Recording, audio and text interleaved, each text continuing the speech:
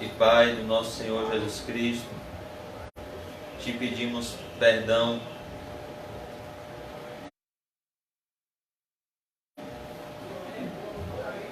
pelos nossos pecados, Senhor. Se tem uma coisa que precisamos te pedir todos os dias é perdão. Senhor, nos dá a certeza do teu perdão através de um arrependimento genuíno, pois aquele que confessa e deixa alcança a misericórdia. Senhor, nós pedimos nessa noite uma clara manifestação do teu Espírito Santo, Pai, limpando os nossos corações, nos trazendo para mais perto de Ti e nos livrando, Pai, das concupiscências do engano que estão no nosso ser interior. Senhor Jesus, eu confesso, Senhor, que constantemente nós somos ameaçados e amedrontados diante dos Golias que se colocam diante de nós, Senhor. Golias externos e Golias internos que se opõem na nossa comunhão mais íntima e profunda contigo, Senhor. Por isso eu peço que o Senhor nos ajude e nos conceda, Pai, coragem diante dos desafios. Que o Senhor aumente a nossa fé e nos ajude em nossas fraquezas, Senhor. Nós somos fracos, nós somos limitados, nós somos ovelhas, Senhor, no meio de lobos que precisam constantemente da voz do bom pastor. Nós não estamos aqui, Senhor, para ouvir a voz do homem, pois sabemos como a voz do homem ela é maldita, pois procede de um coração enganoso. Nós estamos aqui para ouvir a voz de Deus, pois maldito é o homem que confia no homem, mas como é feliz o homem que confia no Senhor, Pai. Como diz a Tua palavra, que seja sempre Deus verdadeiro e todo homem mentiroso. O homem só pode falar a verdade quando ele está debaixo da verdade que vem de Ti, Senhor, pois só o Senhor é a verdade. Por isso nós te pedimos, Senhor, que o Senhor abra os olhos do nosso entendimento, que o Senhor nos dê visão espiritual e renove a nossa fé e o nosso ânimo, para que possamos ter a alegria da salvação. Nos ajude, Senhor, a perdoar aqueles que nos ofendem. Nos ajude, Senhor, a amar os nossos inimigos, aqueles que se colocam como inimigos. Nos ajude, Senhor, a ter um coração segundo o Teu coração, como era o Teu servo Davi. Um coração compungido e contrito, Senhor Jesus. Um coração que está apto a ouvir a Tua voz e obedecer. Em nome de Jesus, Senhor, é o que eu te peço e te agradeço. Em nome do Pai, do Filho e do Espírito Santo. Amém. Graças a Deus. Amém, irmãos. Vamos abrir em Apocalipse 13. Nós paramos na semana passada no verso 2.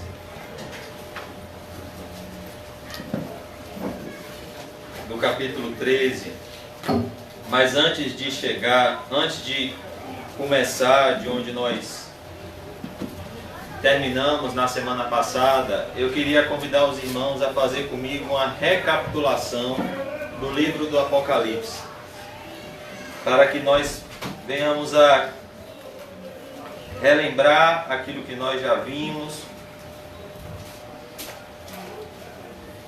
e ter em mente a mensagem tão importante e oportuna desse livro. Queria convidar os irmãos a abrirem no capítulo 1 do livro do Apocalipse, no verso 1. Nós vamos fazer uma breve recapitulação do livro do Apocalipse, de tudo que nós já vimos até agora. O nome Apocalipse significa revelação. O nome desse livro significa revelação. E esse livro é um livro dotado de símbolos, é um livro dotado de sinais, pois é um livro que nasceu em um berço de aflição e angústia, e é um livro que nasceu em meio a um grande desafio. Que desafio é esse? Fazer com que essa carta chegasse à igreja de Éfeso, às igrejas da Ásia Menor, que ficavam situadas do outro lado da ilha de Patmos. Por isso que o livro do Apocalipse é um livro cheio de símbolos, pois é um livro restrito a um grupo específico de pessoas, os verdadeiros cristãos. Os símbolos do livro do Apocalipse, eles servem para confundir, por exemplo, os soldados que tinham acesso a esses manuscritos. Então, quando eles liam esses pergaminhos, eles não entendiam nada. Como muitas vezes acontece com uma pessoa que sem o Espírito Santo tenta ler e compreender o Apocalipse, ela não entende e não compreende nada. Então esse livro foi escrito justamente com esse propósito, para que o ímpio não entenda, justamente para que esse pergaminho chegasse nas igrejas humildes e pobres da Ásia Menor. Para que essa igreja saísse da prisão da ilha de Patmos e chegasse às igrejas da Ásia. Outra informação bastante importante é que o livro do Apocalipse, ele não segue uma ordem cronológica. O que é uma ordem cronológica? Algo que tem início, meio e fim. Como, por exemplo, o Evangelho de Mateus, o Evangelho de Marcos, o Evangelho que nós estamos vendo, o Evangelho de Lucas. São livros que relatam o início da vida de Jesus Cristo, o percurso de vida de Jesus Cristo e o fim da vida de Jesus Cristo, a sua ressurreição e a sua ascensão. De forma cronológica, você vai passando pelos evangelhos e você vai vendo o tempo passando, mostrando a vida do Senhor Jesus Cristo. O livro do Apocalipse não. Ele não segue uma ordem cronológica. Então, se você ler do capítulo 1 ao capítulo 22, você vai ver que ele não segue uma sequência lógica de início, meio e fim. O mundo vai se acabar diversas vezes no livro do Apocalipse. Portanto, o que nós vemos no livro do Apocalipse é a mesma história. Que história é essa? O que irá acontecer no lapso temporal entre a primeira vinda de Cristo e a segunda vinda de Cristo, a mesma história sendo contada de forma repetida, em sessões que se completam. Então, o que nós vemos no livro do Apocalipse é o fim dos tempos sendo narrado sobre perspectivas diferentes, com informações que se completam.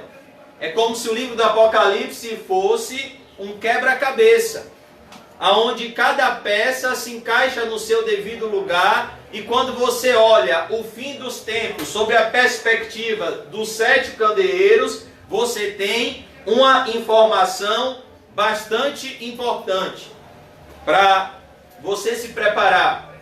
Quando você vê o livro do Apocalipse sobre a perspectiva, o fim dos tempos, sobre a perspectiva dos 7 selos, então você tem informações muito importantes para que você se prepare para o fim dos tempos. Quando você vê o fim dos tempos sobre a perspectiva das 7 trombetas, então você vai ter informações que irão narrar o fim de uma perspectiva diferente. Quando você vê o fim dos tempos, muito importante. Quando você vê o fim dos tempos sobre a perspectiva das 7 taças da ira de Deus, você vai ter também informações acerca do fim peculiares. Quando você vê o fim dos tempos sobre a perspectiva da destruição dos agentes do dragão, vez por vez, você vai ter informações acerca do fim que irá completar esse quebra-cabeça. E quando você vê a perspectiva do fim dos tempos, à luz da consumação dos séculos, do juízo final e do reinado eterno de Cristo, você vai ter também informações muito importantes a respeito do fim.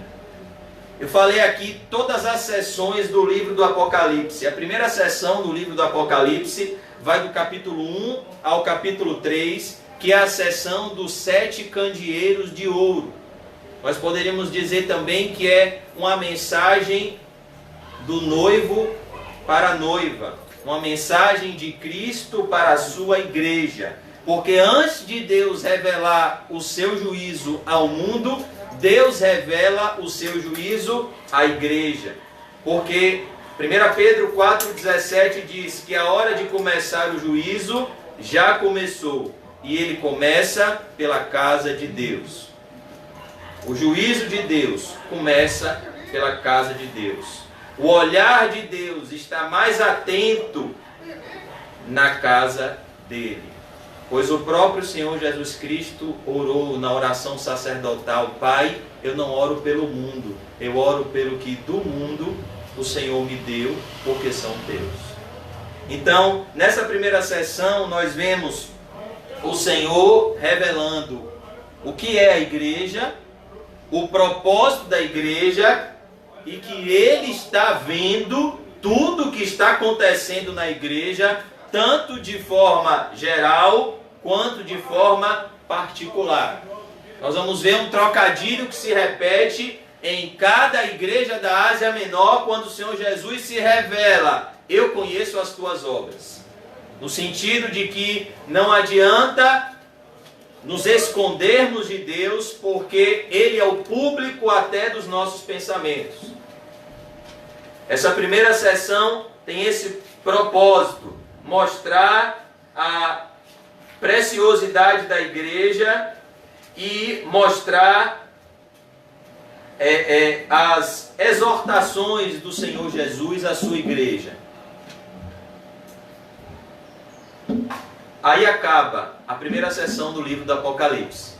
No capítulo 3 do livro do Apocalipse acaba a primeira sessão. Aí então você já vai para o capítulo 4.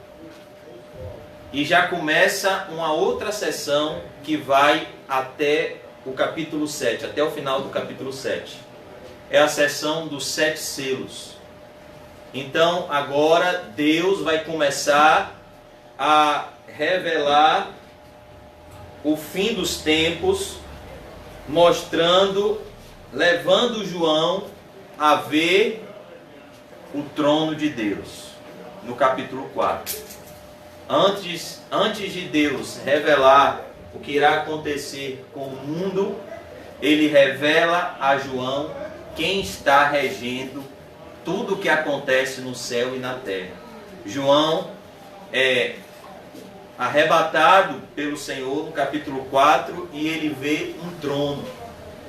Ele vê um trono muito bonito, e esse trono ele vê seres que, à semelhança de Isaías no capítulo 6, clamam de dia e de noite: Santo, Santo, Santo é o Senhor dos exércitos. E João tem uma visão de todo o céu se prostrando e adorando aquele que está assentado no trono, reverenciando o poder de Deus em criar todas as coisas. Logo após ver o trono de Deus e a soberania de Deus, João vê um livro selado por dentro e por fora. E esse livro ele está na presença de Deus, e nesse livro contém os decretos eternos e imutáveis de Deus. Mas João, quando vê esse livro selado por dentro e por fora, ele percebeu que ninguém foi achado digno de abrir o livro, de tocar no livro e desatar os seus selos, para ver o que estava dentro do livro. Pois foi procurado um homem no céu, na terra e debaixo da terra que fosse digno de ter acesso ao conteúdo desse livro. E ninguém foi achado. Então a Bíblia diz que o apóstolo João, ele chorou muitíssimo. E então um anjo forte se aproximou dele e consolou ele, dizendo: não chore, João, porque o Senhor Jesus, ele venceu, e ele é digno de abrir o livro e desatar-lhe os selos. Então, Apocalipse 5 mostra o Senhor Jesus como aquele que é quem revela os decretos de Deus e como é aquele que executa os desígnios de Deus. Ele é quem recebeu do Pai toda a autoridade no céu, na terra e debaixo da terra, e ele é quem desata os selos. Ele é quem opera os desígnios de Deus. Então, no capítulo 6 do livro do Apocalipse, os selos vão começar a ser desatados, e à medida que os selos de Deus são desatados, acontecimentos estrondosos vão sendo revelados na humanidade, na figura de cavalheiros. Então cada selo vai revelar um cavaleiro de uma cor que vai trazer um juízo específico à humanidade, consumando todas as coisas no último selo e na volta de Jesus, que está no capítulo 6. O capítulo 6 já narra a volta do Senhor Jesus Cristo. Então, no capítulo 7, nos é mostrado a figura da igreja glorificada no céu e o desfecho dos remidos. Eles adorarão a Deus por toda a eternidade. Ali já é revelado também o fim dos tempos. Apocalipse já podia terminar ali, pois a história da humanidade já acaba ali. Mas Apocalipse é um livro que nos ensina o que o Senhor Jesus nos ensinou, que a melhor forma de ensino, o melhor método de ensino é a repetição. Então, Deus escreveu o Apocalipse dessa forma, para que nós escutemos várias vezes a mesma história. Então, no capítulo 8, vai se iniciar uma nova sessão, que é a sessão das 7 trombetas, que revela o fim dos tempos, sobre a perspectiva de anjos no céu que tocam trombetas que reverberam em juízos de Deus aqui na terra. Porém, as 7 trombetas revelam um juízo parcial, pois é um juízo misturado com misericórdia. Ao passo que Deus exerce juízo, Deus também dá ao homem oportunidade de arrependimento. É nisso que está baseado as 7 trombetas. E na última trombeta, nos é mostrado também a consumação dos séculos, a volta de Jesus e a igreja glorificada no céu. Então, mais uma vez, Apocalipse volta a contar a mesma história no capítulo 12, sobre a perspectiva da realidade da grande batalha espiritual que está por detrás de todos os acontecimentos na história da humanidade. Quando nos é revelado uma mulher que representa a igreja e um dragão vermelho, ambos são vistos no céu, que se opõem à igreja. No capítulo 13, nós vemos a figura do anticristo, do falso profeta. Eles só aparecem nessa seção do livro do Apocalipse, por isso que eu disse que é como um quebra-cabeça.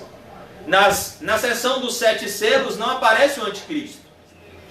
Na seção das 7 trombetas não aparece o anticristo. Na seção dos 7 candeeiros não aparece o anticristo, mas nessa seção aparece o anticristo e aparece o falso profeta, que irão governar, que irão dominar o mundo inteiro antes da volta de Jesus. Então Apocalipse 14 já mostra a volta de Jesus em forma de juízo. Mais uma vez, relatando o fim dos tempos. Capítulo 15 e no capítulo 16 vai começar tudo de novo. Porém, sobre a perspectiva de Gálatas 6:7. De Deus não se zomba, Deus não se deixa escarnecer. Tudo aquilo que o homem plantar, ele irá colher.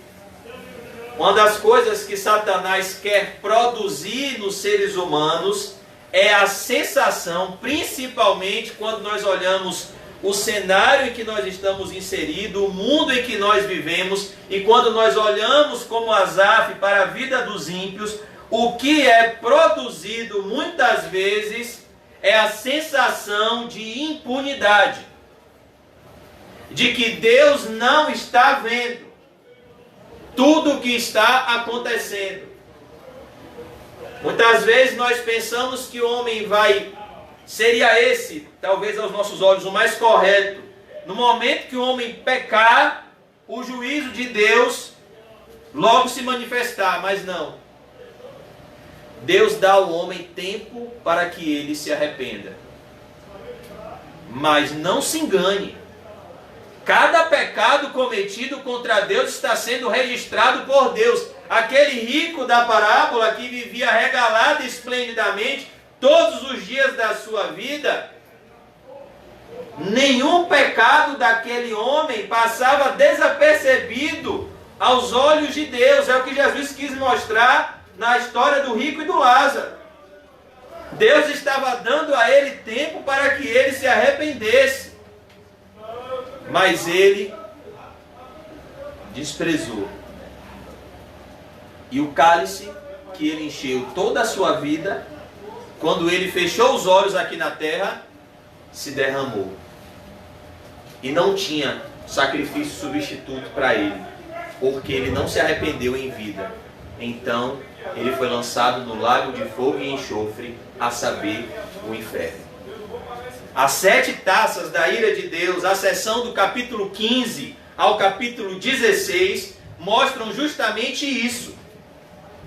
O fim dos tempos vai recomeçar. No capítulo 14 já mostra a consumação dos séculos. No capítulo 15 já vai mostrar as taças da ira de Deus, revelando que quando o homem peca, ele está acumulando ira para o dia do juízo. Cada pecado não confessado e não arrependido é uma gota desse cálice que está se enchendo. Isso tanto do ponto de vista particular, tanto do ponto de vista geral. O mundo está com o tempo determinado, porque a maldade está se multiplicando e o cálice da ira de Deus está se enchendo. Assim acontece de forma particular e assim acontece de forma geral com o mundo inteiro. Então, no capítulo 16, nos é mostrado o fim dos tempos, a consumação dos séculos, no derramar desse cálice e na volta de Jesus com o juízo final. Então, no capítulo 17, 18 e 19, nos vai ser mostrado a derrota da grande meretriz, a falsa igreja, a derrota da grande Babilônia, o mundo, a derrota do anticristo, a derrota de Satanás com a volta de Jesus. E o mundo irá se acabar no capítulo 19. O capítulo 19 do Apocalipse mostra um cavaleiro que vem montado num cavalo branco. E na sua costa está escrito Rei dos Reis e Senhor dos Senhores. Ele vem com um exército de anjos, com um cetro na sua mão, e ele vem trazer juízo ao mundo inteiro. Então há um grande júbilo no céu diante do juízo de Deus, e é mostrado a consumação dos séculos. Então, no capítulo 19, o mundo acaba novamente. Então, inicia-se o capítulo 20. Por que é que eu falei tudo isso para vocês aqui? Para que todos nós possamos entender o que nós estamos lendo quando nós estivermos folheando as páginas do Apocalipse.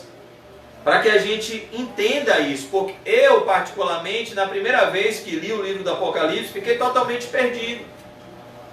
Porque eu lia e rapidamente já passava de um assunto para outro, e você não entende as coisas direito. Então é necessário que você entenda aonde você está em cada capítulo do livro do Apocalipse. Então, eu vou ler rápido o capítulo 1. Vamos abrir em Apocalipse 1. Revelação de Jesus Cristo que Deus lhe deu. Olha que coisa. Revelação de Jesus Cristo que Deus lhe deu. Aqui nós vemos o assunto desse livro, o propósito desse livro ter sido escrito. Revelação de Jesus Cristo que Deus lhe deu, ou seja, Deus Pai deu essa revelação a Deus Filho com um propósito, para mostrar aos seus servos as coisas que em breve devem acontecer, e que ele, enviando por intermédio do seu anjo, notificou ao seu servo João, o qual atestou a palavra de Deus e o testemunho de Jesus Cristo quanto a tudo o que viu. Então, o livro do Apocalipse não foi um livro só escutado pelo apóstolo João, mas foi um livro também visto pelo apóstolo João.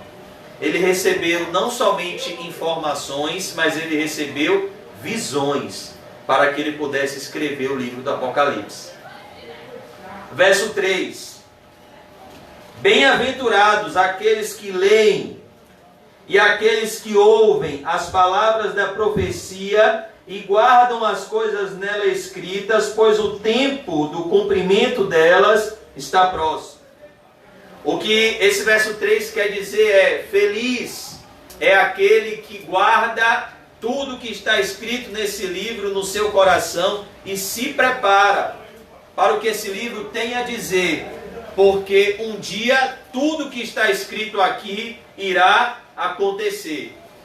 E bem-aventurado aquele que estiver preparado. Nós vemos na parábola das 10 virgens, que as virgens nécias, o pecado delas foi a negligência. Elas não se prepararam. Elas cometeram o pecado da procrastinação. Já as virgens prudentes estavam preparadas para a volta de Jesus. Verso 4. João, às 7 igrejas que se encontram na Ásia, graça e paz a vós outros da parte daquele que era e que há de vir. Outra coisa que nós vemos aqui é que nós somos extremamente pragmáticos. Nós gostamos muito de resultados. E nós sempre medimos o parâmetro de bem-sucedido ou mal-sucedido à luz das perspectivas humanas. E isso está completamente errado. Inclusive até dentro da igreja. Quem nunca ouviu algum pastor ou algum irmão dizer assim: olha, irmão, quando você estiver na posição, quando você estiver obedecendo a Deus, tudo vai dar certo na sua vida. Sua empresa vai prosperar, seu casamento vai ser bem sucedido, a sua vida não vai ter mais problemas quando você estiver no centro da vontade de Deus. Nós aprendemos aqui, sexta-feira e domingo, o que é ser bem-aventurado aos olhos de Deus e o que é ser amaldiçoado aos olhos de Deus. Como os homens enxergam o mundo de cabeça para baixo.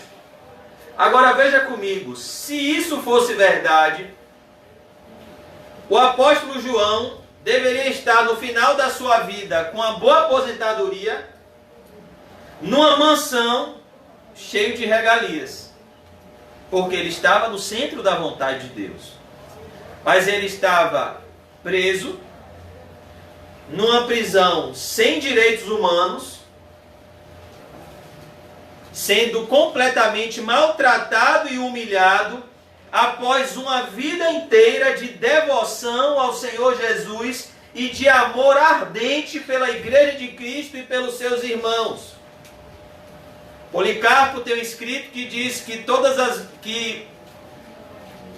as vezes que João ia para a igreja, ele ia falando com as pessoas: meus filhinhos, de tão amoroso que era esse ancião. Mas, após fazer a vontade de Deus, ele está preso. Ele está pobre. Ele está sozinho. Mas ele não está desamparado. É isso que nós vemos aqui, irmãos. Que a vida de um homem ou de uma mulher, a vida de um ser humano, não consiste na abundância dos bens que ele possui. E isso, para sair de dentro da gente, é tão difícil. Nós medimos prosperidade por títulos, por riquezas, por bens, quando na verdade grande fonte de lucro é a piedade com contentamento. Esse homem talvez era tido pela sua sociedade, pela sua geração, como derrotado. Mas aos olhos de Deus, ele era um bem-aventurado. Como é verdade o que o apóstolo Paulo disse: o amor ao dinheiro é a raiz de todos os males.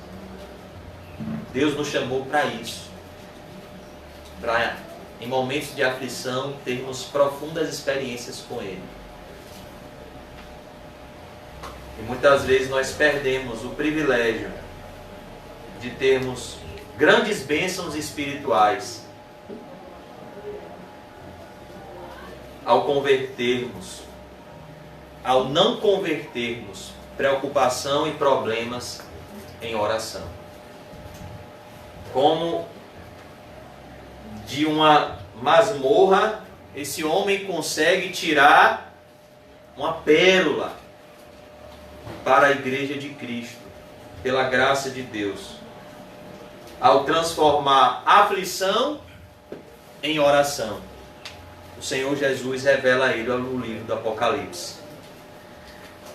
Graça e paz a vós outros, da parte daquele que é, que era e que há de vir, da parte dos 7 Espíritos que se acham diante do seu trono,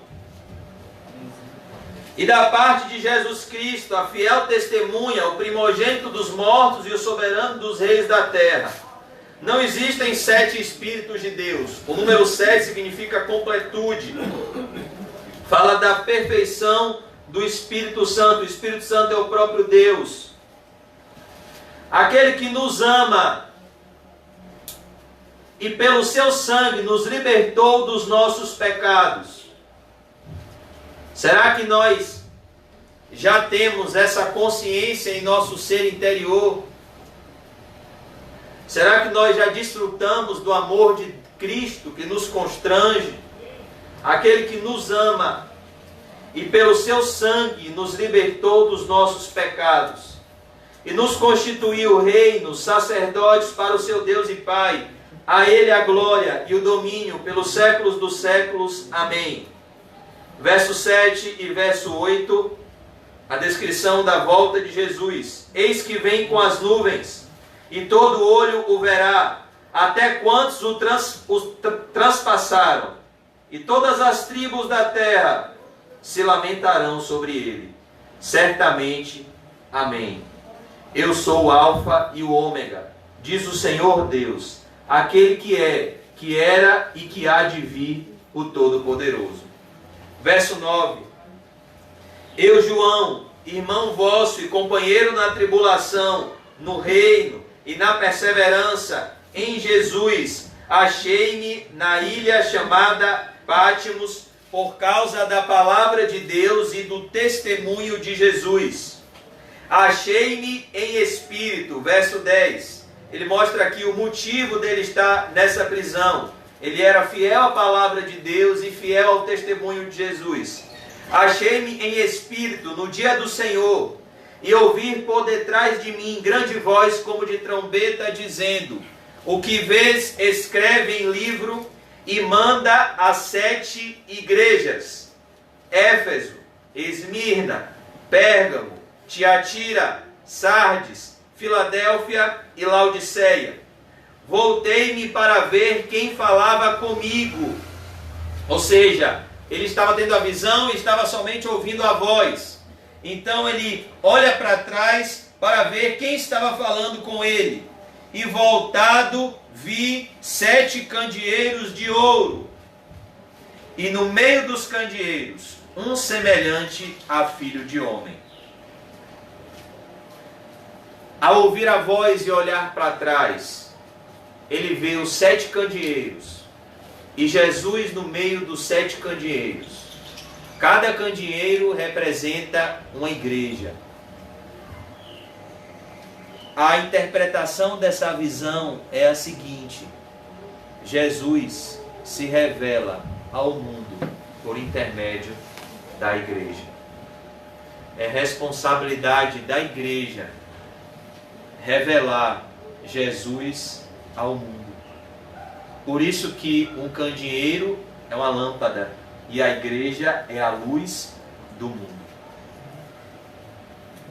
Então aqui ele diz: voltei-me para ver quem falava comigo, e voltado vi 7 candeeiros de ouro, e no meio dos candeeiros um semelhante a filho de homem. Agora ele vai mostrar as descrições de Cristo glorificado, com vestes talares, e cingido à altura do peito com a cinta de ouro. A sua cabeça e cabelos eram brancos como a alva lã. Perceba como é diferente a figura de Jesus. Enquanto estava morrendo na cruz, a figura de Jesus enquanto estava vivo em Israel, como o próprio Isaías descreveu em Isaías 53, um homem que os homens olhavam e escondiam o rosto, pois não havia beleza nem formosura para que o desejássemos. E a figura de Jesus Cristo glorificado. Quem nunca pensou aqui em ver o rosto de Jesus, em caminhar com Jesus, Se você está aqui nessa noite, esse deve ser o seu motivo. Assim que você fechar os olhos nessa terra, você se encontrar com esse homem. Perfeito, lindo. Sua cabeça e cabelos eram brancos como a alva lã, como neve, mostrando a santidade de Jesus, a experiência de Jesus, como Ele é o maravilhoso conselheiro. Cabelos brancos falam de maturidade e santidade. Os olhos como chama de fogo. Ele consegue enxergar o que o homem não vê. O homem vê a aparência, ele consegue enxergar as intenções do coração. Os pés semelhante ao bronze polido, como que refinado numa fornalha. A força de Jesus, o poder de Jesus. A voz, como voz de muitas águas. Uma voz que é poderosa e que já tem duas frases preparadas para cada ser humano ao fechar os olhos nessa terra: apartai-vos de mim, ou vinde a mim. A depender de que lado nós estejamos diante de Cristo após a morte. Tinha na mão direita 7 estrelas, e da boca saía-lhe uma afiada espada de 2 gumes. Nós vamos ver o que são as 7 estrelas. São os pastores das 7 igrejas da Ásia Menor. E que espada é essa que sai da sua boca? A palavra de Deus. O seu rosto brilhava como o sol na sua força. Perceba a força da luz de Jesus. Essa luz, ela é tão forte que olha o que acontece quando João olha para Jesus no verso 17. Quando vi, caí a seus pés como morto. Porém ele pôs sobre mim a mão direita, dizendo: não temas, eu sou o primeiro e o último, aquele que vive. Estive morto, mas eis que estou vivo pelos séculos dos séculos, e tenho as chaves da morte e do inferno.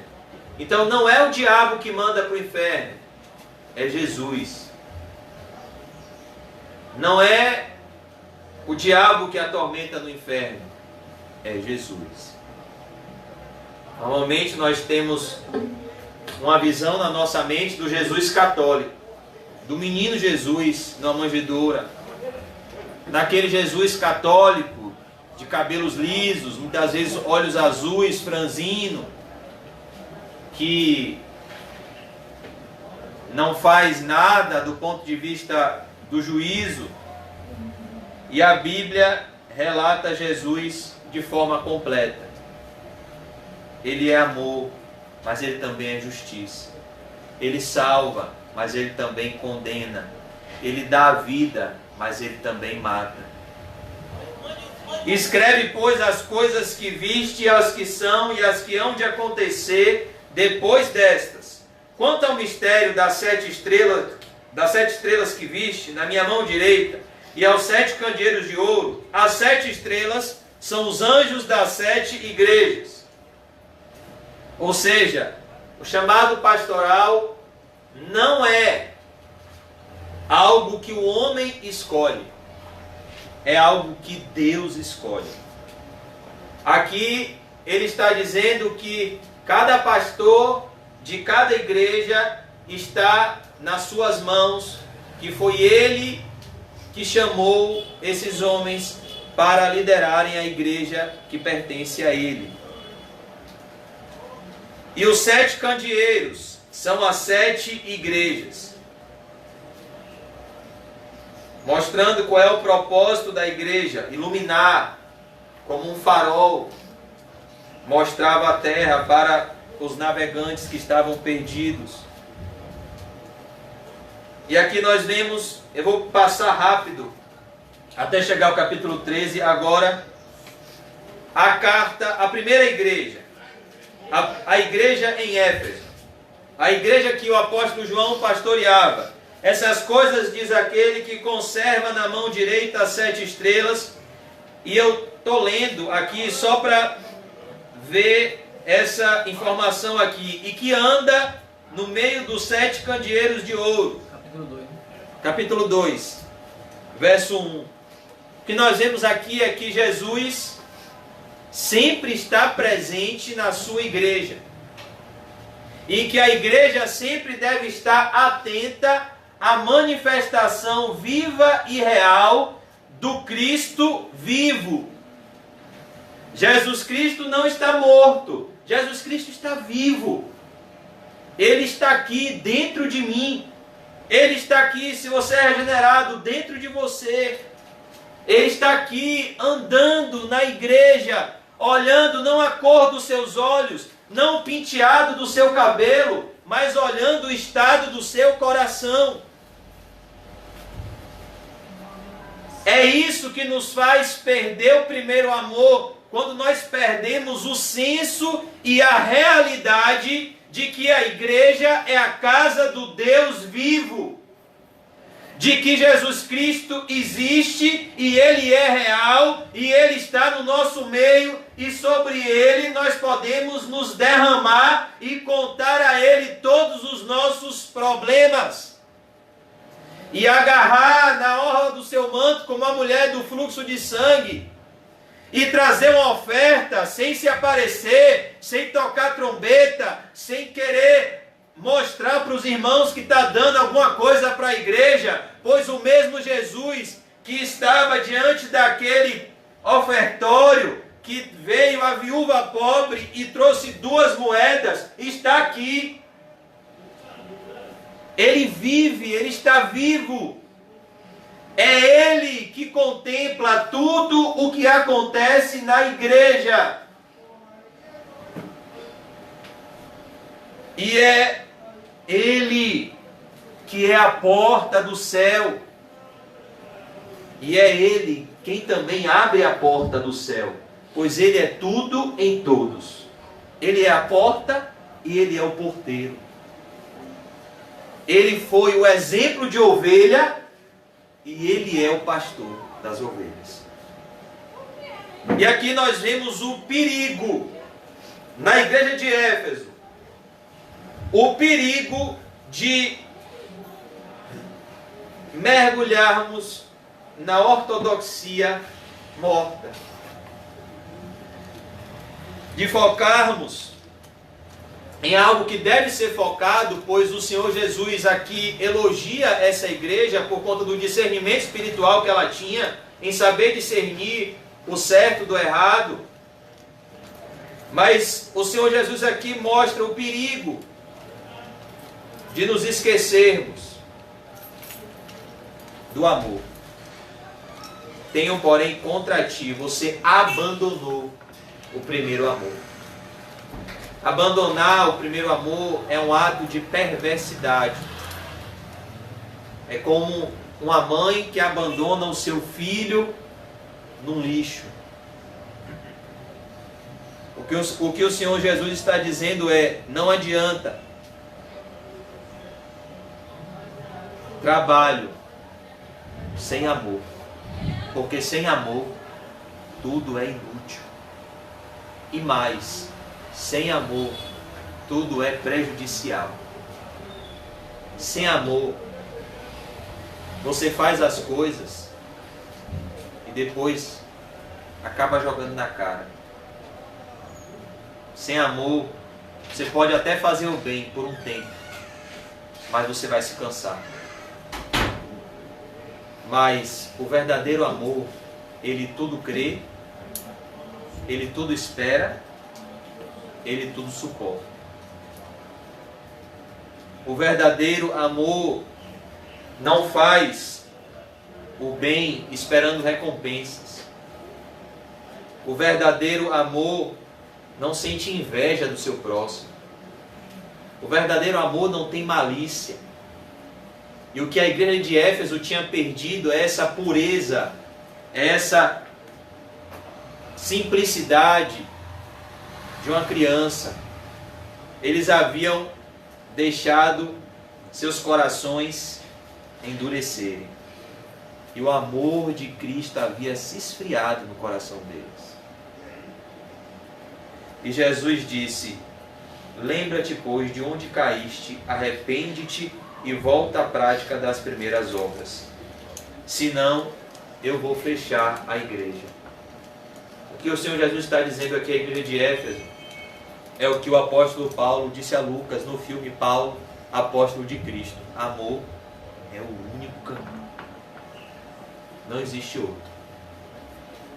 Não existe alternativas. Amor é o único caminho. Depois nós vemos a igreja de Esmirna, uma igreja que era pobre aos olhos dos homens, mas era rica aos olhos de Deus. E o Senhor Jesus só faz elogios a essa igreja e traz alertas mostrando como o diabo tem domínio sobre esse mundo, lançando irmãos na prisão. E ele diz a essa igreja: ser fiel até a morte e dar-te-ei a coroa da vida.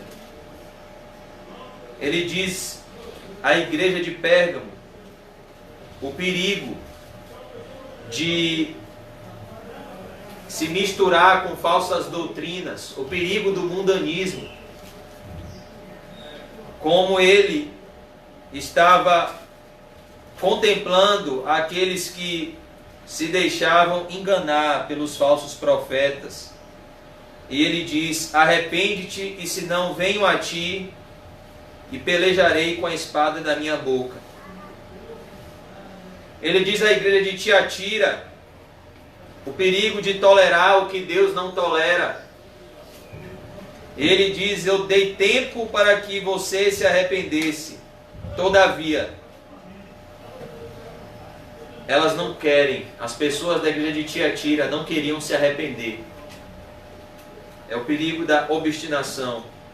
Ele diz à igreja de Sardes que, embora aqueles cristãos tivessem recebido uma boa doutrina e embora eles tivessem uma aparência de que eles eram cristãos, aos olhos de Deus eles ainda estavam mortos em delitos e pecados. E a mensagem de Jesus a essa igreja é: se lembre do que vocês ouviram. Ou seja, vocês não precisam ouvir algo novo. Lembre-se somente do que vocês já sabem, e à luz desse conhecimento, arrependam-se. Mudem à luz do que vocês já conhecem. Ele diz à igreja de Filadélfia que havia uma porta aberta para ela que ninguém poderia fechar, que é a porta da pregação do Evangelho. E ele é que tem a chave de Davi, que abre e ninguém fecha, e que fecha e ninguém abre. E ele diz à igreja de Laodiceia que quem dera fôssemos frios ou quentes, mas quando somos mornos, o Senhor nos vomita da sua boca. Ele mostra aqui o perigo da riqueza, como a riqueza produz uma sensação de autossatisfação. Essas pessoas estavam altamente satisfeitas consigo mesmas, porque elas eram prósperas financeiramente falando. E aqui nós vemos que riqueza não é sinal de aprovação de Deus. Muito pelo contrário, a igreja que era pobre, a igreja de Esmirna, era aprovada. A igreja que era rica, a igreja de Laodiceia, era completamente reprovada. E o Senhor Jesus faz uma promessa à igreja de Laodiceia. Primeiro ele diz: eu repreendo e disciplino a todos quanto amo. Sê, pois, zeloso e arrepende-te. Ele mostra a correção que ele estava dando a essa igreja. Que correção é essa? Ele estava do lado de fora. Olha como o dinheiro cega. Olha como a preocupação com bens materiais cega. Jesus tinha saído do meio deles e eles nem tinham percebido. Porque o amor ao dinheiro é a raiz de todos os males. É como Sansão. O Espírito de Deus havia se ausentado de Sansão e Sansão nem havia percebido. Jesus mostra aqui a eles justamente isso. Não tem maior disciplina para um cristão, para uma igreja, do que a ausência da presença de Deus. Se você é um cristão e você já teve uma experiência com Deus, e você já teve uma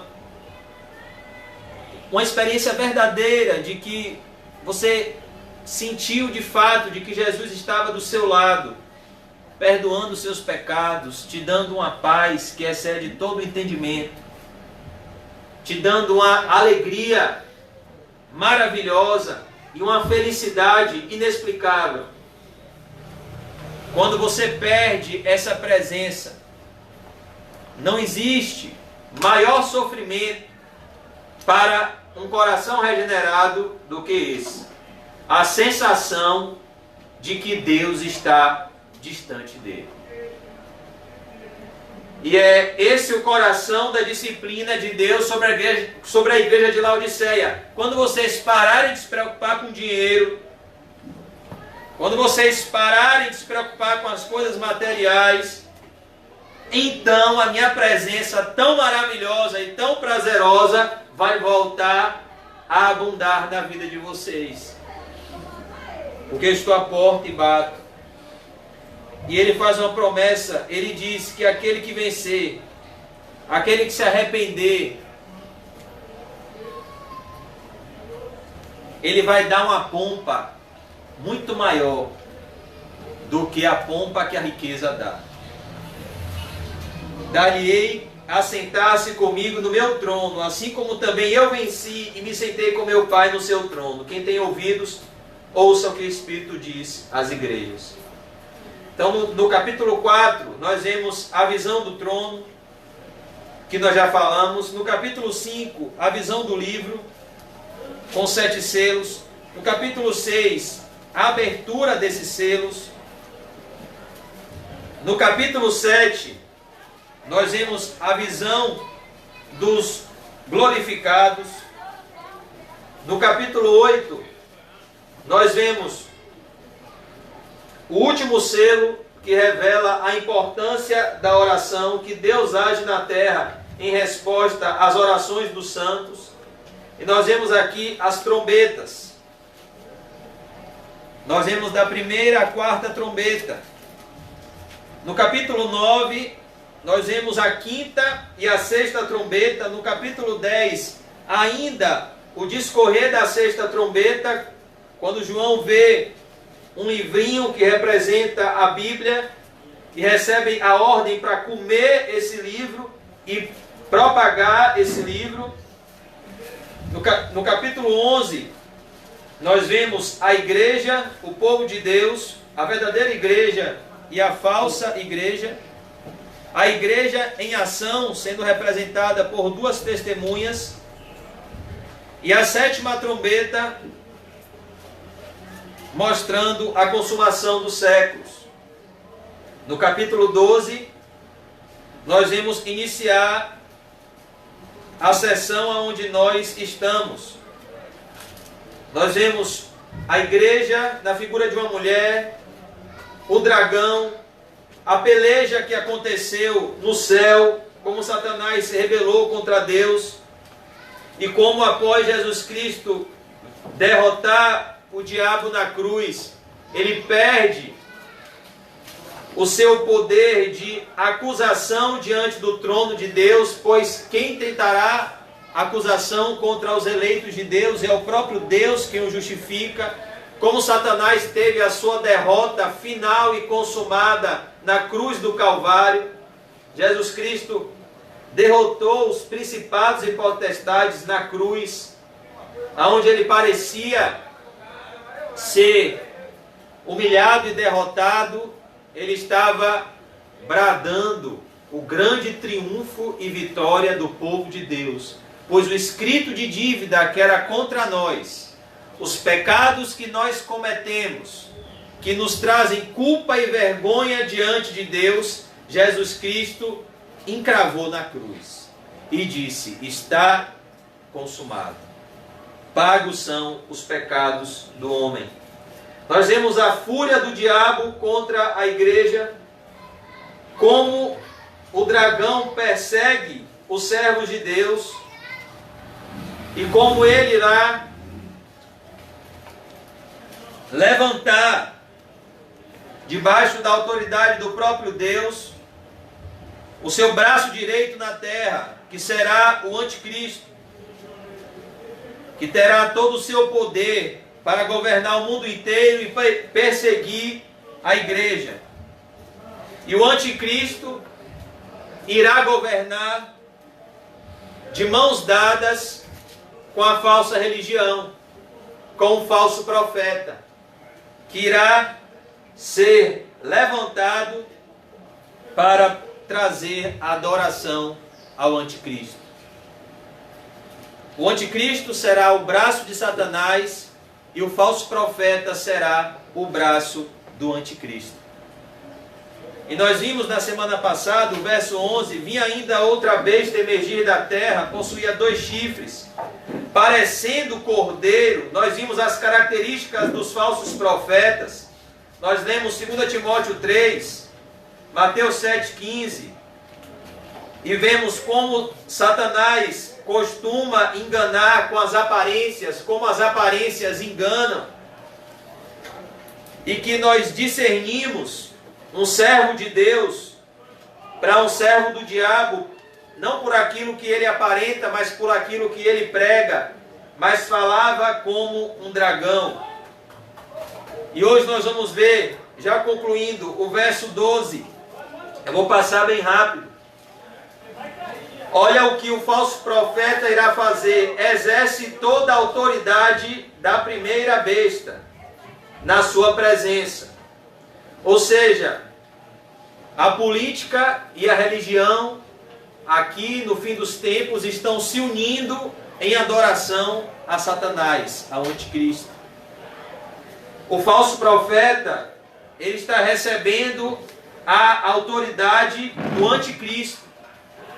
Faz com que a terra e os seus habitantes adorem a primeira besta, cuja ferida mortal fora curada. Ou seja, todos os sinais e prodígios, tudo aquilo que todo o engano que o falso profeta irá produzir, será para levar as pessoas a uma adoração ao anticristo, que teve uma ferida mortal semelhante à de Cristo. Ele teve um simulacro da ressurreição. Verso 13. Olha como ele vai fazer as pessoas adorarem o anticristo. Também opera grandes sinais. Os falsos profetas, nos últimos tempos, irão produzir tão numerosos sinais e prodígios, está em Mateus 24, que se possível fora, eles enganariam os próprios escolhidos. Eles vão ter poder para operar grandes sinais, curas mirabolantes, prosperidade material. Também opera grandes sinais. Por isso que a fé verdadeira, ela não busca sinais. De maneira que até fogo do céu faz descer a terra diante dos homens. Perceba a que nível irá chegar o poder da falsa religião. A que nível irá chegar o poder do engano. Quem fez descer fogo do céu? Elias. E aqui o falso profeta irá simular essa manifestação de Deus pelo poder do anticristo. Verso 14. Seduz os que habitam sobre a terra por causa dos sinais que lhe foi dado executar diante da besta. Perceba qual é o propósito da falsa religião: nos seduzir. O propósito do falso profeta é seduzir os servos de Deus, à semelhança de Jezabel, que antes de mandar matar Elias, ela tentou comprá-lo. Que antes de mandar matar os profetas de Deus, ela os convidou a se assentar, para que eles se assentassem na sua mesa. É esse o propósito da falsa religião, é esse o propósito dos falsos mestres: seduzir o homem a um caminho mais fácil, seduzir o homem a abandonar a sua cruz, seduzir o homem a satisfazer as suas concupiscências carnais. Seduz os que habitam sobre a terra por causa dos sinais, e os falsos mestres seduzem com sinais que lhe foi dado executar diante da besta, dizendo aos que habitam sobre a terra que façam imagem à besta, aquela que, ferida a espada, sobreviveu. Então perceba, o falso profeta, com manifestações sobrenaturais, irá levar as pessoas a uma intensa adoração ao anticristo. E o anticristo vai fazer um ato semelhante ao que Nabucodonosor fez no livro do profeta Daniel, capítulo 3. Olha o que diz o verso 15. Ele foi dado comunicar fôlego à imagem da besta, para que não só a imagem falasse, como ainda fizesse morrer quantos não adorassem a imagem da besta. Em Daniel capítulo 3, somente Sadraque, Mesaque e Abidnego não se prostraram diante da estátua do rei, e por isso foram lançados numa fornalha ardente. De semelhante modo, isso irá acontecer no período do anticristo que antecederá a volta de Jesus. Quem não o adorar será morto, será punido. Aqui fala de uma adoração mundial, por isso que tudo o que está acontecendo no nosso mundo não é em vão. Cada vez mais o mundo irá se universalizar para que haja um governo mundial, para que aconteça isso que nós estamos lendo aqui. Verso 16: a todos os pequenos e os grandes, os ricos e os pobres, os livres e os escravos, faz que lhe seja dada certa marca sobre a mão direita ou sobre a fronte. Aqui nós vemos a trindade do mal imitando a trindade do bem. Assim como Deus sela o seu povo com uma marca, o Espírito Santo, Satanás, o anticristo e o falso profeta, Satanás irá selar o seu povo com a marca da besta, com a marca do anticristo, que fala da maneira de pensar e agir segundo o homem, para que ninguém possa comprar ou vender, senão aquele que tem a marca, o nome da besta ou o número do seu nome. Esse período aqui será o ápice da perseguição, o ápice da oposição do dragão aos descendentes de Cristo. Aqui vai ser o ápice do mal. É o período chamado de a grande tribulação, onde as pessoas que não têm a marca da besta serão impedidos de comprar, de vender. Irão passar muitas necessidades. E quem não estiver com seu tesouro no céu e com seu coração em Cristo, irá inevitavelmente apostatar da fé.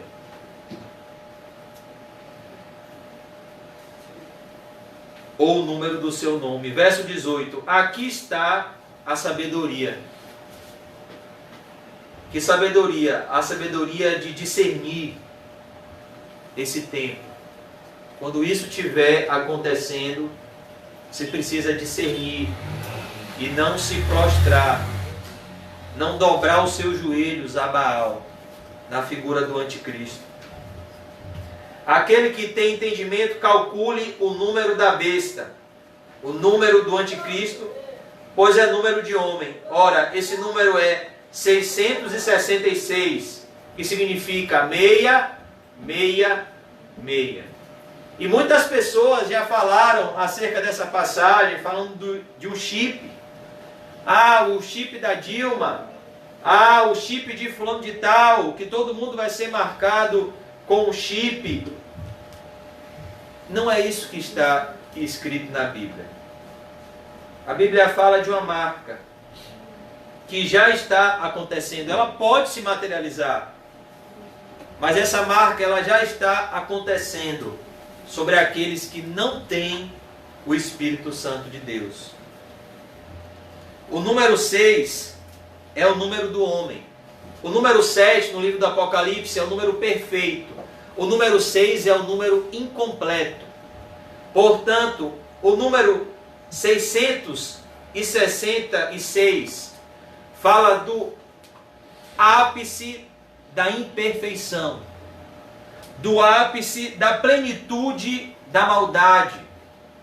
A besta, o anticristo e o falso profeta irão reger o mundo, marcando os homens com a marca da imperfeição, com a marca do pecado. É isso que significa essa marca. Essa marca aqui não necessariamente é física. Essa marca aqui ela é espiritual. Aquele que pensa segundo a imperfeição do homem. Aquele que age segundo a maldade do homem. Aquele que vive na prática da iniquidade será marcado com a marca da besta. Será selado com a marca da besta. A semelhança do que aconteceu com Caim.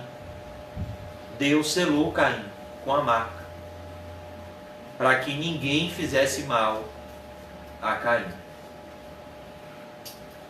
Mas ele recebeu a condenação de Deus. Essa marca aqui, ela representa prosperidade material. Capacidade de comprar, capacidade de vender. E essa marca nos ensina uma coisa. Que selo você quer ter? O selo de Deus ou a marca da besta? Que riqueza você quer ter? Os tesouros do céu ou os tesouros da terra? E antes de ficar fazendo especulações, vai ser o chip, eu queria que você, à luz dessa passagem, meditasse em um só versículo. Está em Mateus 6, 21. Pois onde estiver o vosso tesouro, ali estará também o vosso coração.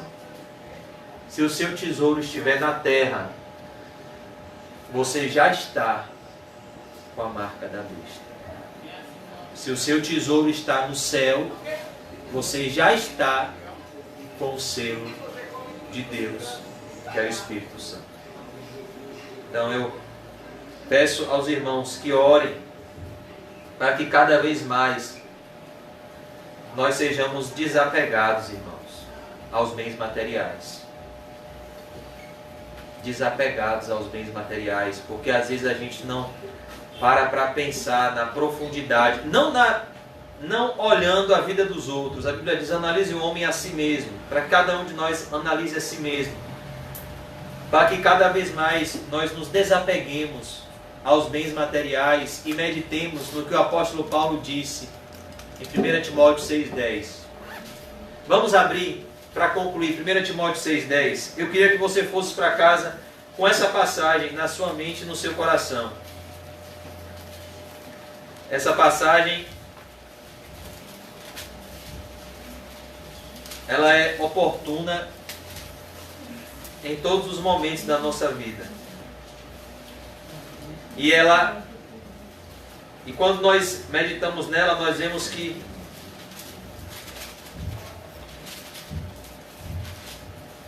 muitas vezes o amor ao dinheiro é algo que nós temos e nem sabemos. Só o verso 10. Porque o amor do dinheiro, olha que coisa, é raiz. O que é uma raiz? É algo que está embaixo da terra. Você não vê a raiz de uma árvore, você vê a árvore. O que o apóstolo Paulo está dizendo aqui é: o amor ao dinheiro é um mal que fica escondido.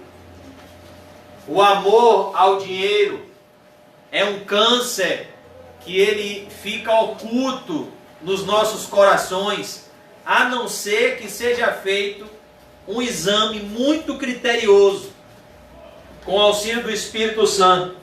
Porque o amor do dinheiro, o amor ao dinheiro é raiz. A palavra raiz significa algo que está escondido e significa é a fonte. É a raiz, é a fonte de todos os males. Olha que coisa. É a fonte de todos os males. Porque divórcios acontecem, porque os homens estão se matando, porque famílias estão se destruindo, porque as igrejas estão se deteriorando, porque o amor ao dinheiro é a raiz de todos os males. Perceba como o apóstolo Paulo foi cirúrgico, ele escreveu isso há 2000 anos atrás. E alguns, olha para isso, e alguns, nessa cobiça, que cobiça? A cobiça de ter mais do que necessita. Paulo disse aqui: porque nada temos trazido para o mundo, nem coisa alguma podemos levar dele. Tendo sustento e com que nos vestir, estejamos contentes. Ora, os que querem ficar ricos caem em tentação e cilada, em concupiscências insensatas e perniciosas, as quais afogam os homens na ruína e na perdição. Ou seja, o desejo de ficar rico tira do homem a sensibilidade. Faz o homem ficar uma pedra. E alguns nessa cobiça, nesse afã, nesse desejo, se desviaram da fé. Olha o que o amor ao dinheiro faz. Se você desvia da fé, se desviaram da fé. O que foi que Jesus disse à igreja de Laodiceia? Eu estou do lado de fora. Nessa cobiça se desviaram da fé. E a si mesmos, olha como aquele que se desvia da fé está trazendo maldição para si. Olha o que o apóstolo Paulo diz: e a si mesmos se atormentaram com muitas dores. E há um ditado que diz que dinheiro traz felicidade. Não. O dinheiro traz tormento. Quando não é aquele dinheiro que vem debaixo da bênção de Deus, debaixo de oração, quando não é aquele pão nosso de cada dia, aquela provisão que o próprio Deus envia para o nosso sustento, é um dinheiro amaldiçoado, é um dinheiro perturbado, é um dinheiro que traz tormento. E assim mesmo se atormentaram com muitas dores. Irmãos, por que vocês acham que na única passagem da Bíblia que o Senhor Jesus fala de um homem, de uma história literal, de um homem que foi no inferno, que acordou no inferno, qual é a descrição que Jesus faz desse homem? Qual é a descrição que Jesus faz desse homem? Rico. O que caracterizava a identidade desse homem era que ele era rico. E a riqueza dele atormentou ele com muitas dores. Quando não na terra, no inferno.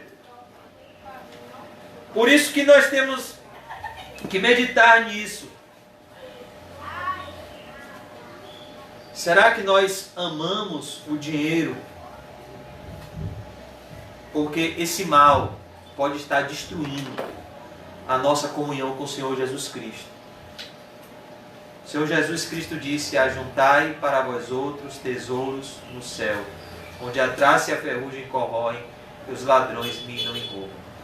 Tem um desenho bíblico que toda vez que eu assisto eu sinto paz. É o desenho de Zaqueu, que significa tesouro. O nome do desenho é Tesouro no Céu. E mostra a conversão de Zaqueu e a paz que Zaqueu começa a sentir no momento que ele vai se desvencilhando da sua riqueza. É algo sobrenatural. Como Deus converte o coração de Zaqueu. E Jesus disse: hoje, Zaqueu, a salvação entrou na sua casa. Após Zaqueu entender que o importante da vida não é o dinheiro, o importante na vida é ter um tesouro no céu. Ele disse: metade dos meus bens eu dou aos pobres. E todo aquele que eu defraudei, que eu fiz o mal, eu restituo 4 vezes.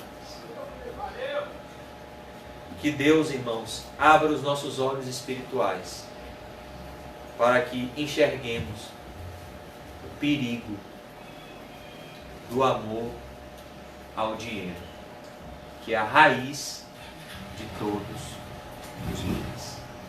Vamos orar. Senhor Deus, eu peço, Pai, que o Senhor me dê um autoexame honesto,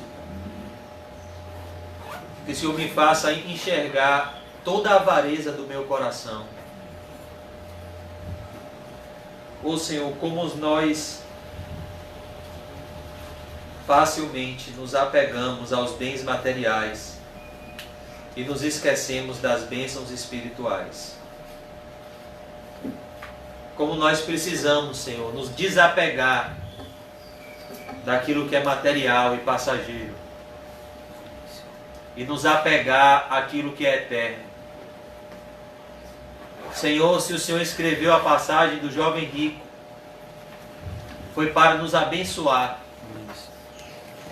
Quando ele esteve diante da porta do céu, Pai, e o Senhor disse para ele: vai, vende tudo o que tens, dê aos pobres, terás um tesouro no céu, depois vem e me segue. Como disse o teu servo, Senhor, relembrando as tuas palavras: mais bem-aventurada coisa é dar do que receber. Que o nosso tesouro esteja no céu, Senhor, e que cada vez mais o nosso coração seja desvinculado desse mundo e seja levado às mansões celestiais. Como diz a tua palavra, se já ressuscitamos com Cristo, pensemos e busquemos as coisas que são do alto. Como disse um pastor que morreu há alguns anos atrás, Senhor, diante de um câncer, ele disse: eu me sinto desmamando desse mundo. Que cada vez mais, como cristãos, Senhor Jesus, nos sintamos assim, desmamando do mundo e tesourando no céu, entendendo que essa terra é a cidade da destruição, que esse mundo vai ser destruído, Pai, e que aquilo que de fato tem valor é ser encontrado com a justiça do teu Filho no teu trono. Senhor Jesus, eu peço que o Senhor nos lave nessa noite com o teu sangue. Que o teu sangue salvador, santificador e purificador, Pai, nos purifique de todo o pecado, Pai. Que o teu Espírito Santo, Senhor, nos lave e nos conforme à imagem de Cristo. Nos enche, Senhor, com a tua graça.